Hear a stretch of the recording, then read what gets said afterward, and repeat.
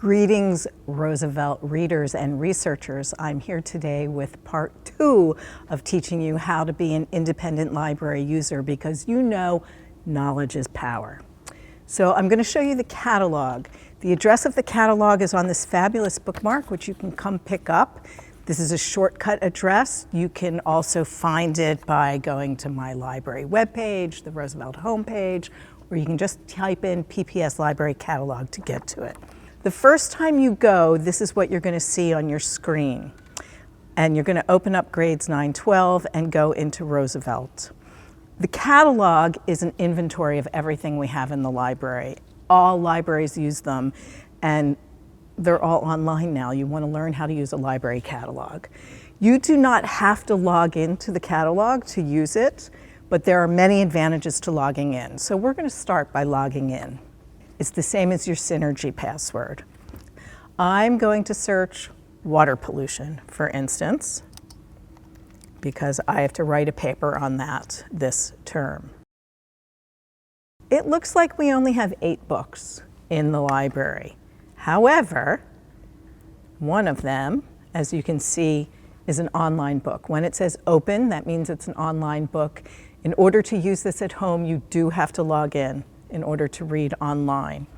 The call number tells you where in the library you're going to find a book. If it's numbers, it's the Dewey Decimal System, that half of the library.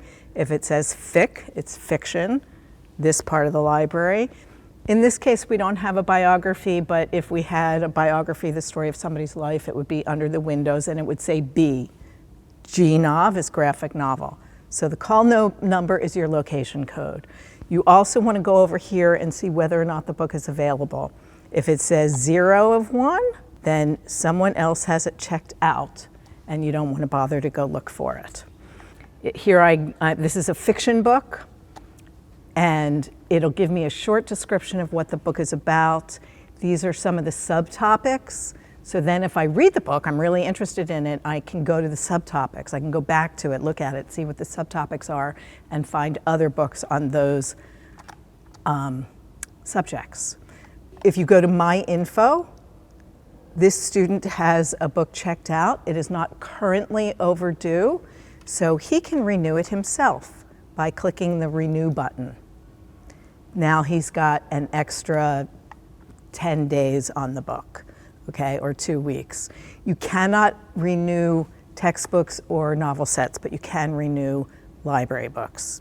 The advantage of using the catalog, especially for research, is not only do we have titles, we also have websites. And so these are curated for you. So instead of Googling, if you Googled water pollution, you'd get something like 38 million hits in 1 second. It's too much information for you to try to go through. But here we have 1,000 websites. These have been vetted for you by librarians. Most of them are going to be .gov.org, so they're reliable sites. Very good place to start your research. We also have OneSearch, which includes videos. When you go to OneSearch, that pencil will always keep circling and you have to click it again. There are videos, there are TED Talks, there are encyclopedias in the OneSearch. So the catalog is your gateway to an infinite amount of information, and it is information that you can trust and rely on. I really, really recommend that you use it and keep growing in your learning